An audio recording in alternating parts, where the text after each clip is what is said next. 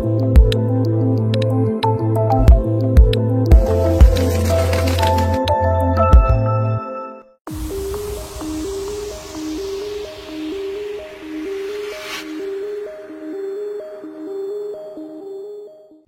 téléspectateurs de MyUC TV, bonjour et bienvenue au 4e épisode de votre programme Téléboss. Nous avons la chance aujourd'hui d'être reçus, non pas chez nous comme habituellement, mais dans les locaux de SOS Médecins Cameroun, qui est la structure du Dr Claudel Noubissi, que nous avons la chance d'interviewer aujourd'hui pour ce 4e épisode. Alors bonjour Dr Claudel Noubissi et merci de nous recevoir. Alors bonjour à l'équipe de Téléboss, c'est un plaisir pour moi déjà de vous recevoir au sein de notre siège à Douala, SOS Médecins Cameroun, et surtout pour cette interview. Et je tiens à préciser que j'apprécie votre magnifique initiative qui est louable et qui permet de promouvoir le travail et les initiatives de la jeunesse. Alors, c'est vrai que le docteur Claudel Noubissi n'est plus à présenter, mais bon, pour nos chers téléspectateurs qui ne le connaissent pas forcément, nous allons lui demander vraiment modestement, Monsieur Claudel Noubissi, de bien vouloir nous présenter quel est votre parcours académique et puis professionnel. Alors, c'est vrai que je n'aime pas particulièrement qu'on m'appelle docteur. Ça crée souvent la polémique. On se dit, mais tu as fait des études, tu es médecin, parce que je suis médecin de formation. Et pourquoi tu n'aimes pas qu'on t'appelle docteur? Parce que dans notre pays, il y a une maladie, parce que je qualifie ça comme étant une maladie que j'aime appeler la diplomite. La diplomite, c'est l'infection qui est causée par une abondance de diplômes. Et la plupart des fois, ça ne correspond pas à une certaine consistance intellectuelle qui devrait être en corrélation avec les diplômes qu'on a. Donc, on va à l'école, on accumule les diplômes, on accumule tout ce qu'on veut accumuler pour meubler son CV, alors que voilà, on va chercher les diplômes et non la connaissance. Donc, Claudel Noubissi, c'est vrai que j'ai un deuxième prénom qui s'appelle Joël, donc c'est Claudel Joël Noubissi. Je suis médecin de formation. J'ai été formé dans un institut privé qui s'appelle l'Institut supérieur des sciences de la santé de l'Université des Montagnes. Je suis sorti médecin en novembre 2014, donc c'est depuis lors que j'exerce en tant que médecin. Et entre autres, j'aime me présenter comme étant un autodidacte parce que je mène plusieurs autres activités qui ne sont pas forcément liées à la formation que j'ai eue en tant que médecin. Et voilà, c'est ça, mais sur le plan purement académique, c'est la formation que j'ai. Je n'ai pas une autre formation, du moins pour le moment. Alors, vous expliquez souvent, vu que moi je vous suis sur les réseaux sociaux, que vous n'avez pas voulu entrer dans le chemin habituel après votre diplôme de médecin, défiler dans les cliniques ici et là pour chercher le boulot. Pourquoi ne pas avoir choisi ce chemin? Alors là, ça me permet de présenter et de questionner le système de santé de notre pays, parce que c'est en fonction de ça que je me suis dit qu'il fallait penser autrement. Nous sommes dans un pays où il y a énormément de problèmes sur le plan sanitaire. Et lorsqu'on est étudiant en médecine, qu'on entre en formation, lorsqu'on sort de l'école, le canevas est déjà presque tracé. Soit vous allez faire peut-être le concours de la fonction publique, comme quelqu'un comme moi qui était dans un institut privé, puisqu'il n'y a que les médecins des instituts publics qu'on intègre. Donc, soit vous passez par le concours de la fonction publique, soit vous allez postuler peut-être dans une clinique, dans une ONG, soit vous allez vous faire spécialiser. Mais sauf que ça ne résout pas le problème de notre système de santé. Et là, je vais présenter les incohérences de ce système. Au Cameroun, il y a 6 facultés de médecine. Il y a 4 publiques. Il y a Yaoundé, Douala, Bamenda et Boya. Et il y a 2 qui sont privées, à savoir l'Université des Montagnes où j'ai été formé et l'Institut supérieur des technologies médicales ISTM qui est à Yaoundé. Alors, ceux des facultés publiques, lorsqu'ils sortent de la formation, ils sont directement intégrés dans la fonction publique. Et parmi eux, la plupart d'ailleurs, lorsqu'on les affecte dans les régions éloignées, peut-être à Kolofata, peut-être dans la frontière, ils n'y vont pas. Où ils partent prendre service et ils reviennent à Yaoundé et Douala. C'est pour ça que plus de 60% des médecins au Cameroun exercent à Yaoundé et Douala. Parce que les conditions dans ces zones reculées-là sont tellement médiocres qu'ils n'aiment pas exercer là-bas. Et ceux des facultés privées, eux, doivent passer par le concours de la fonction publique en plus de tous les médecins qui reviennent de l'étranger chaque année. Parce qu'il y a les médecins camerounais qui ont été formés au Sénégal, au Mali, en Guinée, en France, en Allemagne et qui veulent aussi exercer au Cameroun et qui reviennent donc chaque année. Donc eux plus les médecins des facultés privées passent par le concours de la fonction publique qui ne prend que 50 médecins. Alors dès qu'on prend donc 50 médecins, tous les autres médecins sont au chômage. C'est un sujet qui est tabou chez nous, le chômage des médecins. Parmi eux, certains vont aller dans des cliniques, dans des grandes cliniques où ils auront un salaire plutôt alléchant.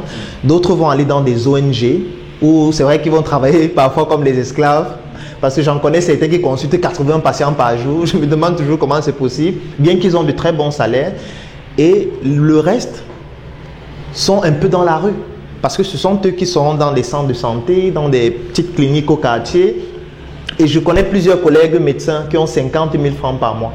Ça veut dire qu'un médecin, il travaille de lundi à vendredi, il fait 2 gardes par semaine et à la fin du mois, il a 50 000. Pourquoi? Parce que c'est un peu comme les bayam salam au marché. S'il y a déjà beaucoup de tomates au marché, le prix de la tomate baisse. Puisque eux n'ont pas pu entrer dans le système classique, dans la fonction publique, ils se déversent donc sur le marché privé, donc les cliniques et tout ça. Donc, quand vous allez dans des hôpitaux privés, des cliniques, vous allez voir des piles de dossiers des médecins. Et comme le responsable de l'hôpital voit beaucoup de dossiers des médecins, il se dit, si tu veux 50 000, tu viens travailler. Et certains se disent, bon, je n'ai pas envie de rester au quartier, je ne veux pas perdre la main. Et ils acceptent donc ça. Ils ne se rendent pas compte qu'en acceptant ça, ils sont en train de pénaliser tous les autres. Parce que ça donne la possibilité aux responsables de se dire que mais s'il accepte 50 000, je pourrais me donner 40 000 la prochaine fois. Et sans compter beaucoup de médecins qui travaillent de façon bénévole. Moi, je connais des collègues qui, depuis qu'on est sortis, ils sont bénévoles. Donc, ils travaillent, ils ne sont pas payés parce qu'ils n'ont pas trouvé un emploi en réalité. Ça, c'est le premier problème du système de santé de notre pays. Le deuxième problème, c'est un autre problème qui est tabou, ce sont les erreurs médicales. Alors, les erreurs médicales sont à l'origine de 8 000 décès par an au Cameroun. C'est une étude de 2014 de l'OMS. Et ces 8 000 décès, ça ne prend pas encore de la sorcellerie parce que c'est compliqué d'ajouter la sorcellerie dans les statistiques. Et lorsqu'on parle d'erreurs médicales, il y a eu, vous avez suivi des cas de Koumatekel, il y a eu des cas des enfants, des quintuplés à l'hôpital central qui étaient décédés et tout. Ce sont des cas sur lesquels on a fait des clichés, mais en réalité, il faut savoir qu'il y en a 8 000 par an. Je ne vais pas parler du cas du docteur Ngokana qui est décédé ici à l'hôpital général pour négligence, faute médicale parce que voilà, il n'avait pas l'argent cash sur elle pour se faire prendre en charge. Un médecin qui était d'ailleurs une senior parce qu'on a fait la même faculté. Donc c'est un autre gros problème de notre système de santé, les erreurs médicales, la négligence et du fait qu'il n'y ait pas de sécurité sociale. Le troisième problème de notre système de santé, c'est la structuration du système. Il faut comprendre que la médecine est organisée en 3 niveaux. Il y a ce qu'on appelle la médecine primordiale et primaire, il y a ce qu'on appelle la médecine secondaire, il y a ce qu'on appelle la médecine tertiaire. Je vais expliquer ça simplement. La médecine secondaire et tertiaire, c'est lorsqu'on intervient après que la personne soit tombée malade. Ça veut dire quoi? Si vous avez par exemple le paludisme grave, vous soignez, ça rapporte plus d'argent que de mettre sur pied des stratégies qui permettraient de prévenir le palud.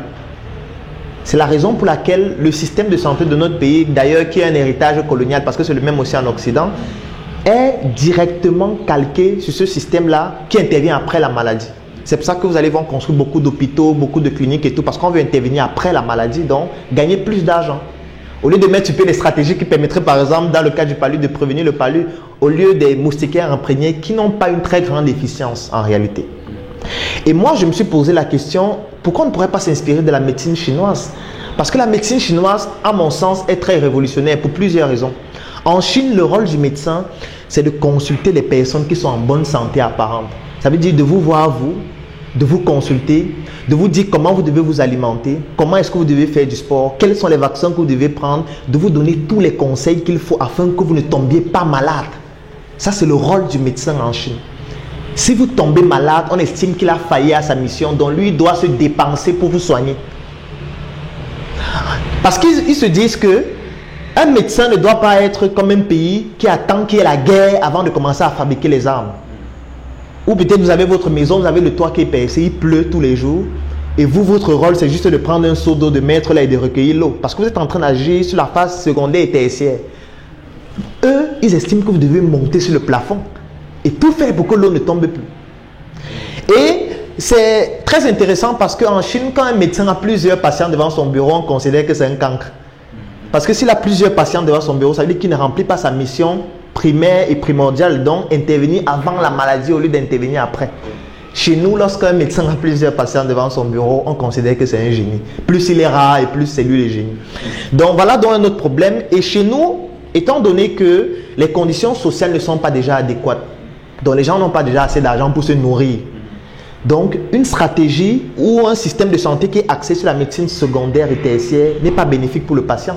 Parce que lui, quand il tombe malade, étant donné qu'il n'a pas déjà assez d'argent pour se soigner et même d'ailleurs pour manger, il est donc contraint à tomber dans les complications de la maladie parce qu'il ne peut pas se faire soigner, parce qu'il ne peut pas payer ses soins, puisqu'il n'y a pas de système de santé, il n'y a pas comment je vais appeler ça, il n'y a pas de couverture sanitaire qui est prise en charge à 30% par l'État.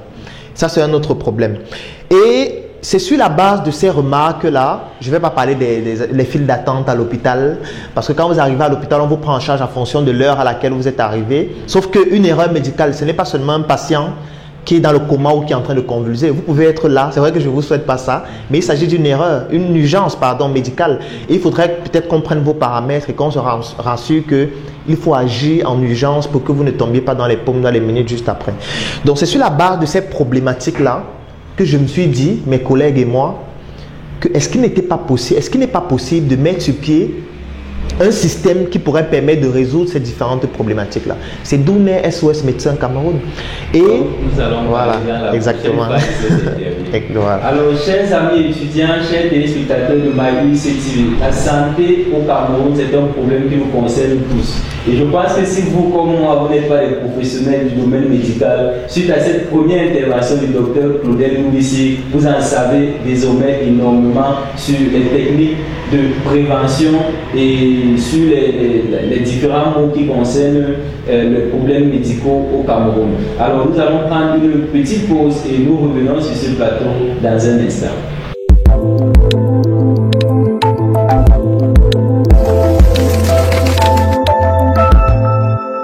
Alors, chers amis étudiants, chers téléspectateurs de MyUIC TV, vous qui nous rejoignez à l'instant, nous sommes en interview avec le docteur Claudel Noubissi. Dans la première partie de cet entretien, nous sommes attardés sur sa présentation, c'est-à-dire son parcours académique et professionnel. Et dans cette deuxième partie de cette interview, nous allons nous attarder sur ses projets en cours et futurs. Alors, docteur Claudel Noubissi, notre médecin entrepreneur, vous avez tellement de projets parmi lesquels on peut compter SOS Médecins Cameroun, les Startup Academy 237 qui sont les plus célèbres du moins. Alors, si vous nous en parlez un peu. Alors, je vais conclure avec SOS Médecins et introduire Startup Academy. Donc, comme je le disais, SOS Médecins est dans une plateforme que nous avons mis sur pied avec mes collaborateurs, le docteur Fernand Mbolo, le docteur Patrick Cuissu, avec deux autres partenaires, Cédric Diaco et puis Kwang et Patrick. Et nous nous sommes dit, on va essayer d'apporter une solution qui permettra de contribuer à l'amélioration de notre système de santé. Parce que passer le temps à critiquer, ça n'avance personne en réalité. Et quand on sort de la faculté de médecine, si on entre dans la fonction publique, on est juste en train de faire perpétuer un système qui ne fonctionne pas. Donc, pour pouvoir apporter des solutions pertinentes, il faut mettre sur pied des initiatives. C'est pour ça qu'on met sur pied SOS Médecins. Donc, SOS Médecins, c'est donc une association à but non lucratif parce que médecin, ce n'est qu'une dénomination. En réalité, il n'y a pas seulement des médecins parce qu'on s'est rendu compte qu'on ne pourrait pas faire une structure qui n'y a que des médecins. Parce que le corps médical est constitué de plusieurs autres spécialités qui représentent des puzzles, les pièces d'un puzzle. Donc, il faut qu'on nous mette ensemble pour pouvoir être vraiment efficient. Un médecin seul ne pourrait rien. Donc, je tiens à donner déjà un coup de chapeau à toutes ces personnes-là qui contribuent au projet SOS Médecins, qui sont environ 120 aujourd'hui. SOS Médecins, c'est une association qui est représentée dans 4 villes du Cameroun. Nous avons un siège à Douala, c'est où nous faisons l'entretien aujourd'hui. Nous avons un siège à Yaoundé. Nous avons 2 représentations, une à Bafoussam, une à Ngaoundéré. Nous avons une représentation en France qui s'appelle SOS Health for Cameroun parce que nous nous sommes dit aucun pays ne s'est développé sans sa diaspora. Donc, il faudrait qu'on puisse faire en sorte que cette diaspora puisse aussi contribuer parce que voilà, il faut savoir qu'en Île-de-France, en France, il y a plus de médecins camerounais en France que dans tout le Cameroun réuni. Ça, c'est une statistique qu'il faut comprendre. Donc, c'est pour ça qu'on a commencé à avoir une succursale en France pour pouvoir toucher tous ces médecins-là afin qu'ils puissent contribuer à ce projet et le rendre beaucoup plus efficient. Je vais vous donner quelques réalisations de SOS Médecins Cameroun. En 2 ans, parce que le projet a commencé effectivement en juin 2015, en 2 ans, nous effectuons des consultations médicales. À ce jour, plus de 1000 patients en ont déjà bénéficié dans ces 4 villes. Nous effectuons des campagnes de santé et de sensibilisation, plus dépistage, puisque nous faisons désormais partie de la génération tête baissée. J'aime souvent dire que au Cameroun désormais, c'est même pas d'ailleurs seulement au Cameroun, tout le monde a désormais 2 cœurs. Nous avons le cœur qui est dans la poitrine Et le deuxième cœur, c'est la jauge de batterie de notre téléphone. Et j'estime même que le deuxième est plus important que le premier désormais. Parce que quand votre jauge de batterie atteint déjà 5%, vous commencez à devenir compulsif, vous commencez à chercher une prise électrique pour que ce cœur-là ne s'arrête pas. Donc, quand on parle de génération tête baissée, les gens ne comprennent pas exactement à quel point c'est puissant. Au Cameroun, il y a 2 millions de personnes qui se connectent sur Facebook tous les jours pendant au moins 20 minutes. Et c'est un chiffre qui est en croissance de 15% tous les 3 mois. Et vous comprenez donc qu'on peut utiliser les TIC pour pouvoir impulser tous les secteurs d'activité, y compris la santé. C'est pour ça que SOS Médecins Cameroun, à ce jour, 95% de notre communication, c'est exclusivement de façon digitale. Vous n'allez pas voir des voitures qui passent en route qui vous disent SOS médecin. Nous ne passons pas à la télé sauf quand on nous invite. Donc, les réalisations que je vous présente, c'est exclusivement grâce au digital. Avec nos applications mobiles, WhatsApp et tout ce que vous pouvez imaginer. Dans les campagnes de sensibilisation et de dépistage, il y a 14 360 patients qui sont déjà venus dans nos sièges et qui ont bénéficié de cela. Et pourquoi on a décidé de mettre ça? Parce que notre stratégie, c'est sur la médecine primordiale et primaire. Nous, on veut intervenir avant la maladie. Actuellement, par exemple, c'est une campagne. Il y a des gens qui viennent se faire dépister, qui viennent avoir des conseils sur le cancer du sein, sur les hépatites virales, sur le diabète et toutes ces maladies-là. Nous, on met donc sur pied la structure qui permet de leur donner tout ce qu'il faut afin qu'ils ne tombent pas malades. Parce que s'ils tombent malades, on sait qu'ils n'ont pas suffisamment de moyens pour se faire prendre en charge. Vous l'avez expliqué dans la première partie de cette interview. Exactement. Comme autre réalisation, ce sont les couvertures sanitaires d'événements. Ça, c'est très important. C'est toujours dans la dynamique d'intervenir avant. Si vous organisez un match de football, un concert, comme on a eu à le faire, comme les Canals d'Or par exemple, le dernier événement des Canals d'Or, c'est SOS Médecins Cameroun qui a assuré la couverture médicale afin qu'une équipe de médecins soit là lors de l'événement pour que s'il y a une difficulté, si quelqu'un a un malaise, qu'on puisse intervenir rapidement au lieu de passer du temps à aller à l'hôpital et pendant tout ce délai-là, il pourrait avoir des conséquences très graves. Autre réalisation, ce sont les conseils en ligne. Et ça, c'est un point qui est très important. Ce jour, nous avons 28 000 patients qui nous ont contactés via nos plateformes Facebook, WhatsApp, l'application e-santé de la Générale Informatique que je tiens même d'ailleurs à remercier ici, qui nous ont contactés via ces plateformes-là pour nous poser leurs problèmes et dont nous avons apporté les solutions. Je vais vous donner 2 anecdotes. La première, c'est que 60% des hommes qui nous ont contactés via ces plateformes en ligne pour des conseils souffrent d'une maladie qu'on appelle les dysfonctions érectiles. Ça veut dire les difficultés pour leur organe génital externe de pouvoir se mettre en érection de façon convenable. Et ça, c'est une statistique qu'il n'y a pas à l'hôpital. Parce que la plupart des hommes qui en souffrent ne partent pas se faire consulter à l'hôpital. Parce qu'ils ont peur du regard social. Alors que, étant donné que les réseaux sociaux, c'est anonyme, donc ils se sentent donc plus à l'aise de pouvoir exprimer leurs problèmes et nous, on leur apporte des solutions, puisqu'il existe des solutions.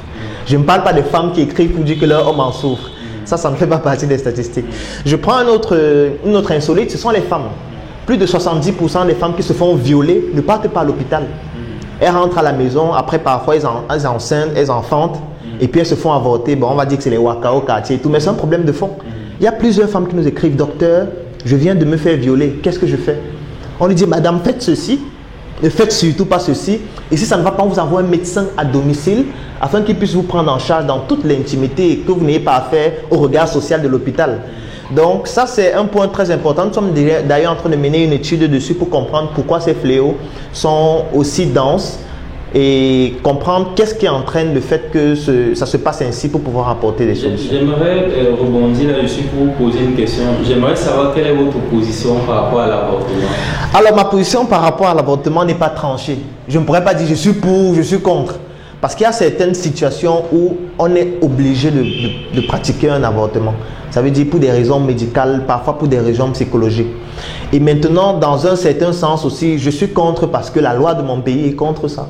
Donc c'est pour ça que nous on ne la pratique pas, l'avortement SOS Médecins Cameroun. Sauf si la raison médicale est clairement démontrée et que c'est un risque à la fois pour la mère, surtout pour la mère puisque l'enfant n'est pas encore là.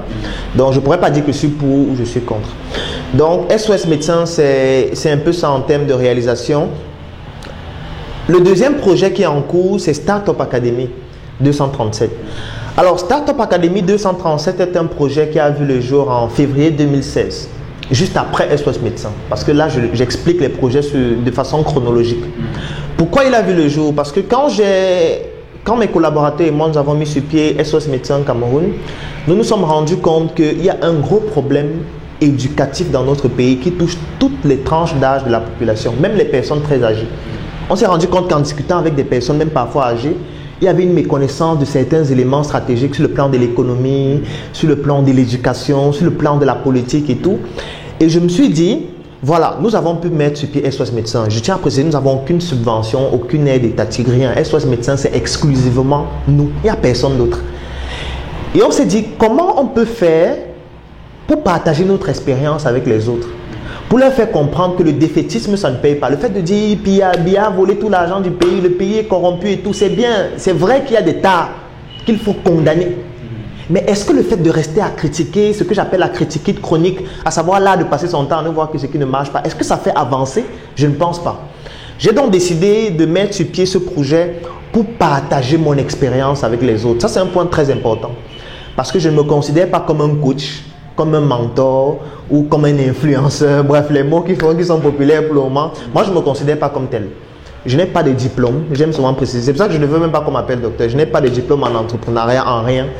Startup Academy, c'est un projet où je me suis dit, avec SOS Médecins, j'ai eu à apprendre un certain nombre de choses. J'ai envie de partager ça avec les autres jeunes pour qu'ils arrêtent de critiquer et qu'eux aussi ils apportent des solutions.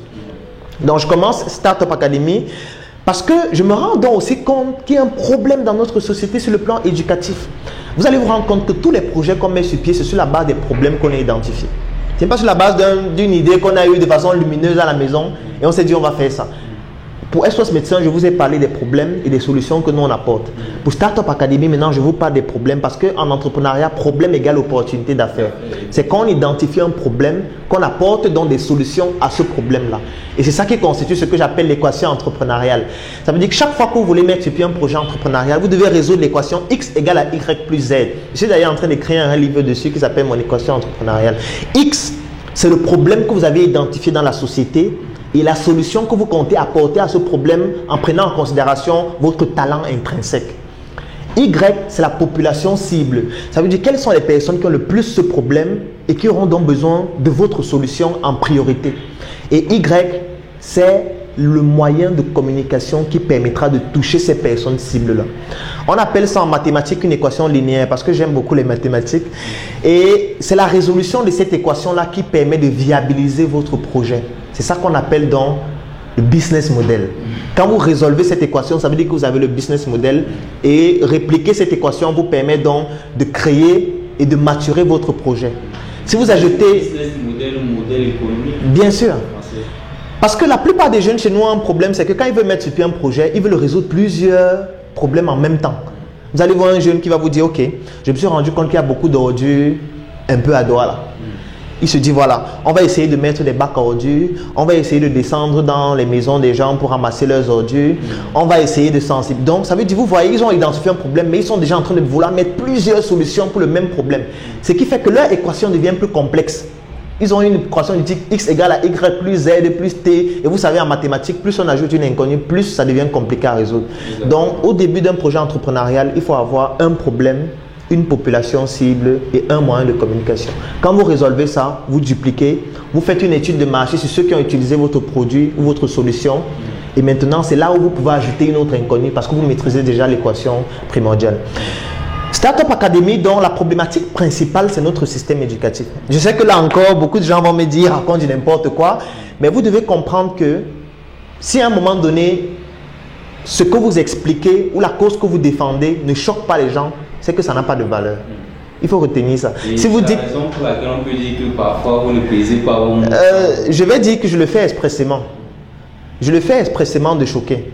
Pourquoi? Parce que j'aime souvent prendre cette histoire d'un grand frère que j'aime beaucoup, Jean-Paul Pogala, qui disait, si vous avez un enfant, vous rentrez à la maison, il est 9 h, il est en train de dormir, alors qu'il devait aller à l'école à 7 h, vous n'allez pas aller chuchoter dans son oreille pour lui dire, mon fils, lève-toi, il est déjà à l'heure de l'école. Non, il est en train de dormir à 9 h, alors qu'il devait aller à l'école à 7 h, vous allez prendre un seau d'eau et verser sur lui, ou lui crier dessus, que mais mon ami va à l'école. Parce que nous sommes dans un sommeil intellectuel qui est indescriptible dans notre pays. Donc pour pouvoir changer ça, ce n'est pas en chuchotant, c'est en choc. Et vous devez le savoir parce que ce sont des techniques de neuromarketing. Lorsque vous voyez peut-être la télé, et j'aime souvent faire un coucou aux dames qui aiment bien les télé, Novella, Cerveau TV, vous allez vous rendre compte que lorsqu'on regarde ces séries télévisées, la publicité vient toujours à un moment où le suspense est le plus élevé. Ça n'a rien à voir avec le hasard. Parce que Lorsqu'on génère une émotion, avant de présenter une information, le cerveau retient l'information qui vient juste après de façon définitive et stocke ça dans la partie consciente de votre cerveau. Toutes les autres vont dans la partie inconsciente et subconsciente. Qu'est-ce qui se passe dans l'information qui vient après? C'est la publicité. C'est ça qui va expliquer le fait que vous allez vous retrouver dans un supermarché. Vous n'allez pas comprendre pourquoi vous prenez tel yaourt au lieu de tel autre. C'est parce qu'à force de ces émotions qui ont été générées, ça a donc ouvert ces canaux qu'on appelle le temps de cerveau disponible et faire passer ces publicités-là. C'est pour ça que la publicité à ce moment coûte plus cher qu'à tous les autres moments. À l'école, lorsque vous allez à l'école, il y a des manuels scolaires. On va vous dire, il faut acheter le livre de mathématiques, il faut acheter le livre d'anglais, le livre d'histoire, le livre de philosophie. Vous achetez tous vos livres. Le professeur, quand il vient en classe, il vous enseigne ce qui est au programme. Vous, on vous a dit peut-être que vous allez avoir la PlayStation 4 si vous sortez major. Donc, vous étudiez bien vos leçons. Vous respectez bien ce que le professeur a demandé d'apprendre. Quand vous partez en classe, l'épreuve qu'on donne, c'est quoi? Ça correspond à ce que vous avez vu, qui est au programme. Et comme vous avez bien étudié, vous sortez le major, vous avez 19,5. On vous donne votre touche. Vous avez tout ce que vous voulez, vous collez les petits toute la nuit, vous ajoutez sur votre CV, je viens d'avoir mon master 2, mon doctorat. Mais en réalité, vous êtes major en quoi? En répétition. Parce que c'est ça qu'il faut se poser. Tout ce que vous faites, c'est de reproduire exactement ce qu'on vous a demandé d'apprendre. Mais ça ne veut pas dire que vous êtes intelligent. Et quand on se questionne et on se rend compte que notre système éducatif est tributaire de l'époque coloniale, parce que jusqu'à ce jour, en 2017, ce qu'on apprend à l'école, c'est ce que les colons avaient décidé qu'on va apprendre. Il n'y a pas eu de réforme éducative dans notre pays. C'est pour ça que vous allez voir, on va parler de l'histoire de Napoléon. On va vous parler de la géographie de l'Antarctique. On n'en a rien à foutre en réalité. Napoléon ne représente rien pour nous. Et c'est peut-être ce qui vous a amené à être un essayiste, parce que également vous avez produit déjà un premier livre, oui. Jeune entrepreneur africain, où justement vous rassemblez tous ces conseils-là. Le jeune entrepreneur africain, c'est mon 3e livre sur le plan chronologique. Parce que le premier livre que j'ai écrit s'appelle Stop assez de mensonges sur le VIH-Sida. Ça pourra faire l'objet de toute une autre interview parce que ça pourrait prendre long d'en parler. Le 2e livre, je l'ai appelé Le marketing hospitalier. Dans ce livre, j'essayais de résoudre la problématique de notre système de santé. Et j'expliquais, et je le démontrais d'ailleurs, que tous les problèmes qu'on retrouve à l'hôpital dans notre pays sont dus à un problème de communication entre le personnel médical et les patients. C'est pour ça que je l'ai appelé le marketing hospitalier. Donc, enseigner aux structures médicales les techniques de marketing qui fonctionneraient mieux avec les patients. C'est pour ça qu'on parle là-bas de patientèle et non de clientèle. Et le 3e livre, donc, c'est le jeune entrepreneur africain. Parce que personne ne doit mourir sans écrire au moins un livre. Moi, je trouve que quelqu'un qui meurt sans écrire un livre, il laisse brûler toute une bibliothèque. Nous tous, on a une expérience extraordinaire qu'il faudrait qu'on partage avec les générations futures. On n'a pas besoin d'être écrivain. Moi, je ne suis pas écrivain. Je n'ai pas appris ça à l'école. Je l'ai appris en autodidacte. Et je ne suis pas sûr que je suis très nul. Donc, ça veut dire que si on travaille, si on met de la détermination, si on se met en tant qu'autodidacte et qu'on s'entoure de personnes qui ont eu à réaliser ce qu'on veut réaliser, on peut réaliser un certain nombre de choses. Donc, le jeune entrepreneur africain, c'est un ensemble de livres parce que là, c'était le tome 1 où je parlais beaucoup plus du système éducatif pour expliquer tout ce que j'étais en train d'expliquer tout à l'heure. Donc, la solution qu'on apporte à Startup Academy, qui est une nouvelle école qui permet de pouvoir déjà présenter ce qu'on a expressément enlevé de l'école, parce qu'il y a certaines formations qui ont été enlevées de l'école, pour que lorsque nous sortions de l'école, nous soyons juste des automates.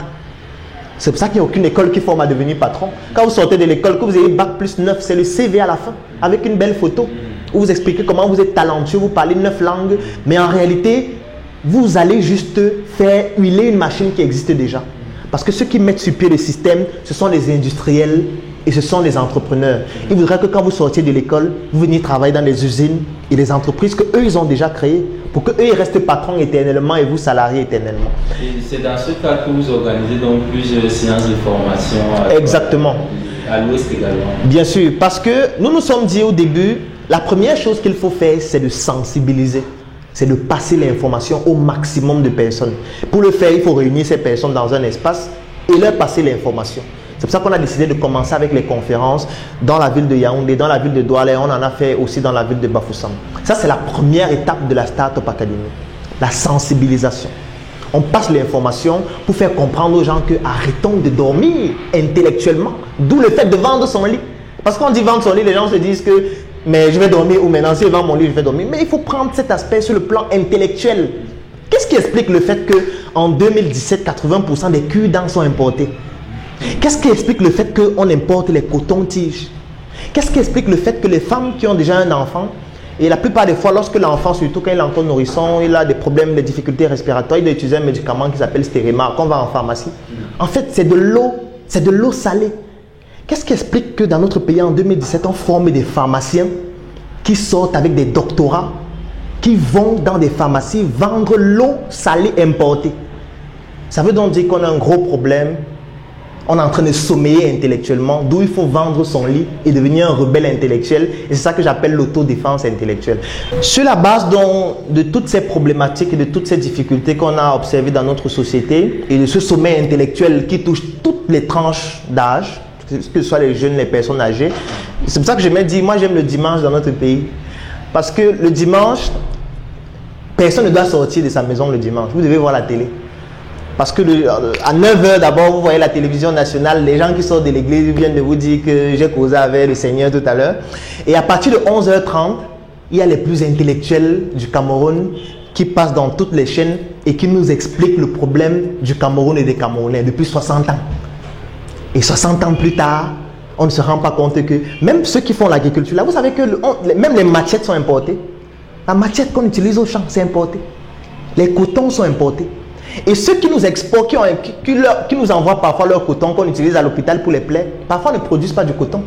Donc on produit le coton, on envoie chez eux, ils prennent, ils mettent dans les plastiques, ils nous envoient chez nous avec une plus-value x 50. Et nous on utilise, on met sur les plaies en étant content. Donc c'est la raison pour laquelle il faut se rebeller intellectuellement. Et quand on se rebelle intellectuellement, on ne peut pas être docile. C'est pour ça que parfois on choque. Et c'est fait exprès. Parce que c'est en choquant qu'on provoque une modification de mentalité. Mon but, ce n'est pas qu'on soit content de ce que je dis. Mon but, ce n'est pas qu'on dise, oh vraiment, Claude, il a dit les choses pertinentes. Je m'en fous, ça ne m'apporte rien. C'est pour ça que j'ai fait une fois une publication qui a choqué les gens où je disais, arrêtez de me dire du courage. Parce que quand vous me dites du courage, ça ne me sert à rien. C'est un peu comme si nous sommes actuellement dans notre maison là, et il y a un incendie qui commence à ravager toute la maison. Et moi, pendant que je me lève, j'essaie de chercher un seau d'eau pour essayer d'éteindre le feu. Toi, tu te couches, tu prends ton téléphone, tu dis, oh vraiment, Claudette, du courage.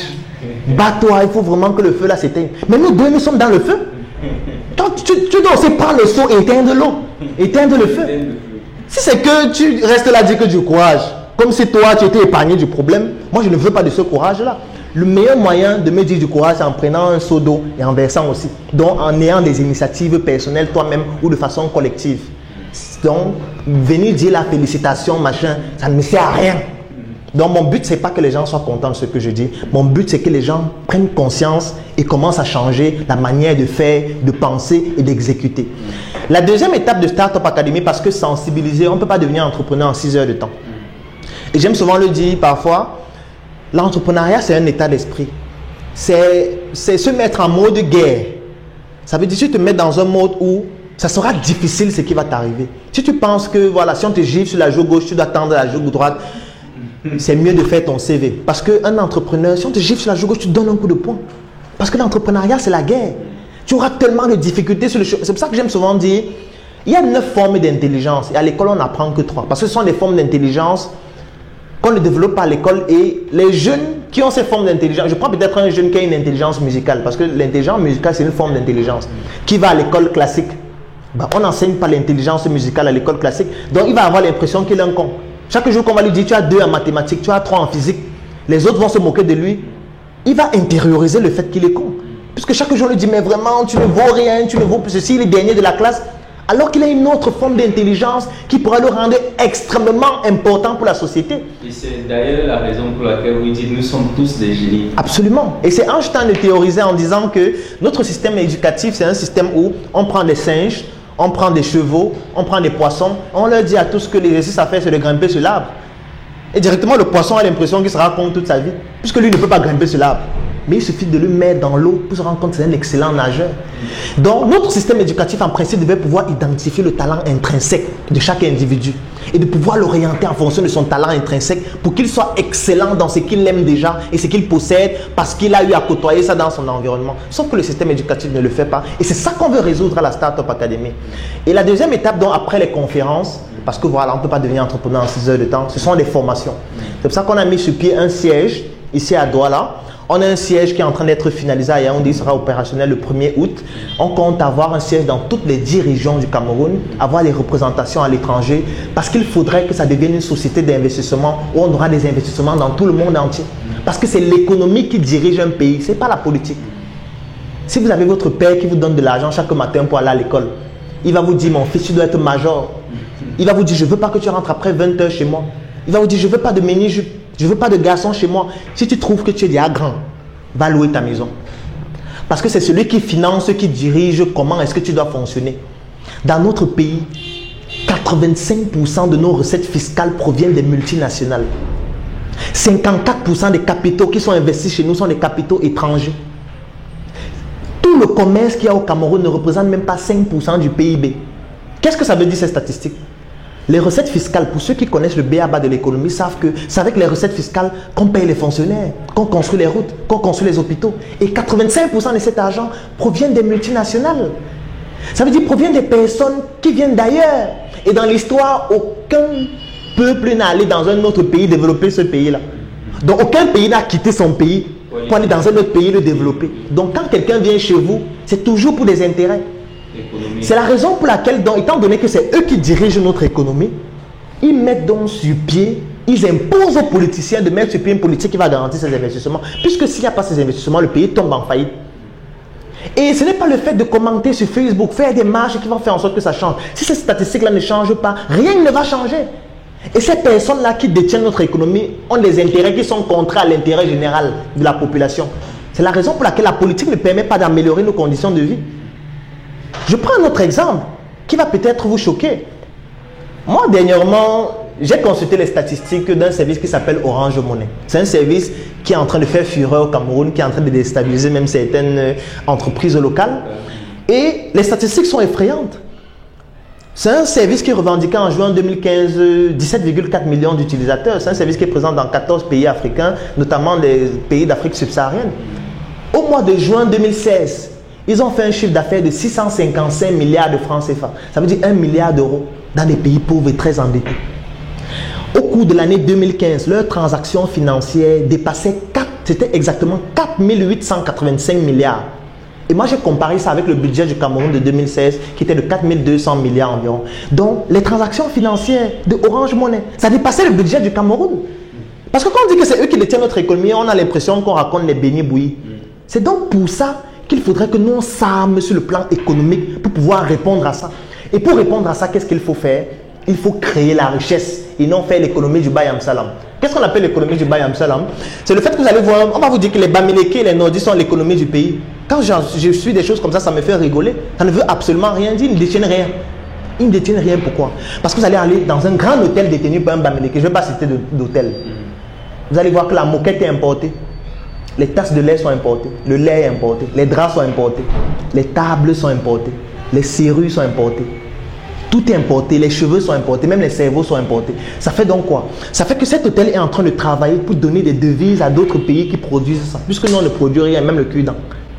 Parce que si vous fabriquez votre cacao, vous voulez vendre votre cacao à la Belgique, on ne vous paye pas en francs CFA. Un autre problème encore, le franc des colonies françaises d'Afrique. On vous paye en devises.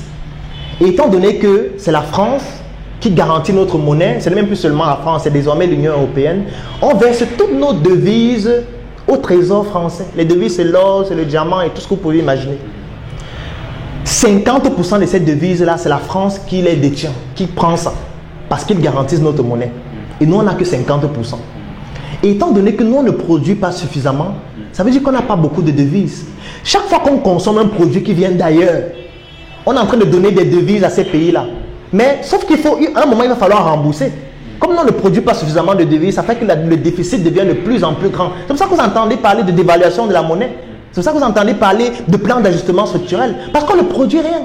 On ne fait que consommer ce qui vit. C'est pour ça qu'on fait la promotion du Made in Cameroun. Les gens se disent que c'est un slogan. Ce n'est pas un slogan. C'est un élément vital pour l'économie de se développer.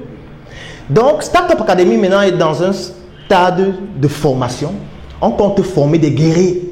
Si quelqu'un ne sent pas qu'il a la flamme d'un guerrier pour se lancer dans l'entrepreneuriat, c'est mieux qu'il fasse son CV. Surtout qu'il y a des formes d'intelligence qui sont faites pour être un bon salarié.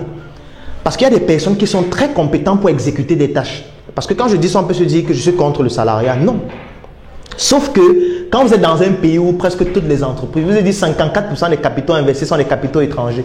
Donc quand vous sortez de l'école, il y a trop de chances que vous travaillez dans une entreprise qui n'appartient pas à notre pays. Donc que les mécanismes d'extradition des capitaux fassent en sorte que l'argent reparte ailleurs. C'est-à-dire que vous mettez tout votre talent, toute votre intelligence, tout votre temps pour travailler à réaliser les rêves de quelqu'un d'autre qui n'est pas de notre pays. Ces capitaux-là vont servir à construire de nouvelles autoroutes en France, de nouveaux hôpitaux. Et vous, vous allez aller sur Facebook dire « Paul Biya a vengé le Cameroun ». Vous ne savez pas que c'est vous qui travaillez pour que le pays ne se développe pas. Moi, j'étais à Polytechnique dernièrement où 90% des étudiants qui sortent de Polytechnique sont tous salariés à la fin de la formation. 90%. Et je leur expliquais qu'en fait, c'est une école coloniale. On ne leur a pas appris de façon démonstrative en fonction de notre environnement et de notre contexte comment faire pour optimiser leurs connaissances qui sont incroyables afin qu'ils puissent créer la richesse. Quand ils sortent, ils font leur CV et ils vont dans les entreprises étrangères qui sont déjà là travailler comme de bons salariés. Et se dit, il faut retenir ça, 90% des gens qui partent au travail le matin sont mécontents en partant. Près de 100% sont conscients que le salaire qu'ils vont toucher à la fin du mois, ça ne va pas suffire à combler toutes leurs charges mensuelles. Et près de 99,8%, parce que la rigueur scientifique empêche de dire 100%, sont mécontents en rentrant dans les embouteillages. Mais ils partent quand même chaque matin. Et j'aime souvent dire que ça, c'est un esclavage moderne qui est pire que celui d'avant. Parce que nos ancêtres, on les fouettait pour aller au champ. Maintenant, nous, on se lève tous les jours à 4 heures. On fait sa petite toilette. On boit le café. S'il y a le café à la maison, s'il y a même l'eau pour se laver. Et on court pour aller réaliser le rêve de quelqu'un d'autre. Nous, nos rêves, on n'y pense que dans les rêves la nuit. Alors, chers téléspectateurs, tel que vous-même le remarquez, il est difficile pour moi de placer un mot parce que le docteur ici a tellement de choses à dire et il parle vraiment avec la haine d'un guerrier au point où moi-même je l'admire à regarder parler. Alors, comme il est coutume dans cette interview, parce que nous ne pouvons pas tout en parler aujourd'hui, mais avant quand même, docteur, nous avons remarqué que vous êtes quelqu'un de très élégant et puis cela, vous pouvez peut-être en une minute nous parler de sur-mesure qui est... Oui, en une minute, sur-mesure, c'est une ligne de vêtements. Tout simplement parce que je me suis dit, lorsqu'on achète un vêtement, on achète toujours ce que quelqu'un d'autre aimait. Vous allez au marché, vous allez acheter une chemise, vous allez acheter ce que le couturier aimait et il a cousu. Vous essayez juste de voir si ça correspond à vos préférences. Donc, sur mesure, c'est une start-up qui est basée sur le numérique. Ça veut dire que nos applications mobiles seront disponibles dès la fin de ce mois. Donc, vous donnez vos mesures en ligne. On a un algorithme qui vous permet de prendre vos mesures. Vous choisissez le tissu qui vous intéresse, le modèle de vêtement qui vous plaît. On a des stylistes qui vous orientent en fonction de votre morphologie sur le type de vêtement qui pourrait vous aller. Et on vous réalise votre vêtement, on vous le livre chez vous en 72 heures, qu'importe l'endroit où vous trouvez sur le territoire. Donc c'est un peu ça sur mesure et je l'expérimente d'abord moi-même avant de voir si le product market fit s'établit. Et voilà. Et j'ai remarqué avec le temps que les gens étaient intéressés par ça. C'est pour ça que je me suis dit, bah, pourquoi pas mettre une plateforme qui pourrait leur permettre aussi eux-mêmes de pouvoir utiliser des vêtements qui correspondent à ce qu'ils aimeraient bien. Et pour que plus tard, nous puissions nous-mêmes produire des tissus chez nous et consommer des produits 100% camerounais. Alors tout à l'heure, docteur, vous avez dit que vous n'avez pas de subvention. J'aimerais quand même vous poser la question de savoir comment tous ces projets sont financés. C'est une question très pertinente, surtout lorsqu'on se lance dans l'entrepreneuriat au Cameroun. La question du financement revient toujours. C'est pour ça que dans le livre, le jeune entrepreneur africain, j'ai tout un chapitre où je parle de comment lancer une entreprise sans financement. Parce qu'en réalité, votre premier financement, c'est votre cerveau. Votre premier financement, c'est votre capacité à pouvoir résoudre l'équation entrepreneuriale. C'est votre capacité à pouvoir utiliser ce dont vous disposez pour résoudre un problème qui est identifié dans la société, de répliquer cela, de pouvoir avoir une intelligence financière pour savoir comment gérer vos actifs, vos passifs et développer votre activité. C'est clair qu'arrivé à un certain moment donné, vous avez besoin d'un peu plus de fonds. Maintenant, pour ça, qu'est-ce qu'il faut faire? Il faut se mettre en groupe. Il faut se mettre en équipe. Vous ne pouvez rien réussir seul. Et récemment, nous avons fait une levée de fonds. Par exemple, avec Startup Academy, nous avons réussi à lever 21 millions de francs en 24 heures. Et nous sommes d'ailleurs en train de travailler avec l'équipe de Olivier Madiba, c'est une formidable équipe. Ils ont monté un programme qui s'appelle Kiro Ubuntu, où ils aident les startups à lever des fonds parce qu'ils ont déjà eu à le faire eux-mêmes. Donc, on est en train de travailler pour que lorsque les gens finissent notre formation, qu'ils aillent directement continuer chez lui pour lever des fonds et continuer avec leur projet. Et nous pouvons dire, chers téléspectateurs, qu'il s'agit d'une magnifique alliance parce que vous avez pu le remarquer, monsieur Olivier Madiba était déjà passé sur ce plateau également et l'associé à notre liste entrepreneur de la journée, on pourra dire que ça va faire boum. Alors, docteur Curendou, ici, nous avons pour habitude, pour terminer l'émission, de demander à l'invité de s'adresser face caméra pour justement donner quelques conseils à tous ces jeunes-là qui aimeraient se lancer dans le domaine de l'entrepreneuriat au Cameroun. Alors, ce que je pourrais dire ou donner comme conseil à un jeune qui aimerait se lancer dans l'entrepreneuriat, c'est de croire en lui. Ça, c'est la première chose. Notre système nous a poussé à ne plus croire en nous, en se dire que voilà, la solution viendra forcément des autres. La deuxième chose qu'un jeune qui veut se lancer dans l'entrepreneuriat doit comprendre, c'est que l'entrepreneuriat, c'est une guerre. L'entrepreneuriat, ce n'est pas quelque chose de romantique où on fait des choses comme à la télévision. Donc, il faut s'armer intellectuellement, il faut s'armer physiquement, il faut savoir que les personnes qui sont en face sont extrêmement redoutables. Il faudra adopter des stratégies méticuleuses pour pouvoir continuer l'obstacle lorsque ce n'est pas possible de le détruire tout simplement.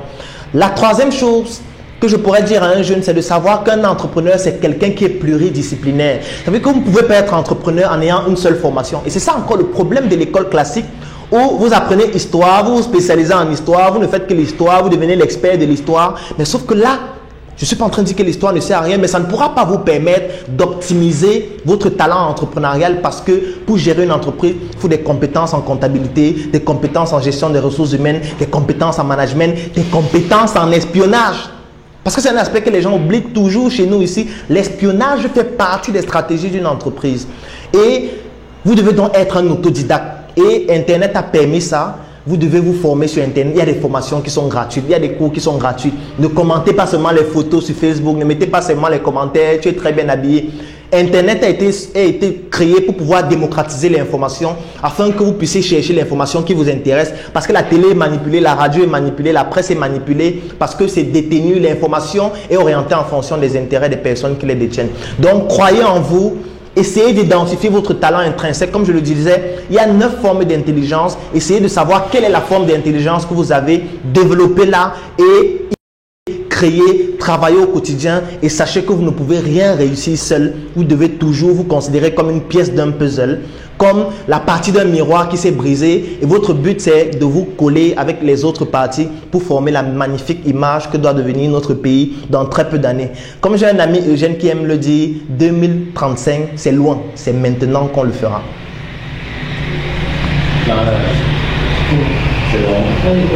Alors, merci, docteur, pour nous avoir reçu. Alors, c'est moi qui vous remercie d'être passé chez SOS Médecins pour nous accorder l'exclusivité de participer à cette émission que je trouve très louable. J'espère qu'elle ira plus loin encore et pourquoi pas, on pourra participer d'une certaine façon à ce qu'elle puisse rayonner davantage. Alors, merci à vous. Alors, merci à vous, chers téléspectateurs, d'avoir bien voulu suivre cette émission jusqu'à la fin. Alors, comme habituellement, je vais conclure en remerciant toute l'équipe Technique Bourse. Je pense comme ça à Nick Paul Nicanor de la Chaloupie, l'homme qui est toujours aux commandes. Je pense comme ça au grand docteur Fancho, l'homme derrière les 1000 milliards de boutons qui permettent à cette émission d'être réalisée toutes les semaines. Je pense à M. Metomo, je pense au directeur TQ, bref, je pense à toute l'équipe technique. Merci encore et nous vous donnons rendez-vous la semaine prochaine pour une autre émission. Merci.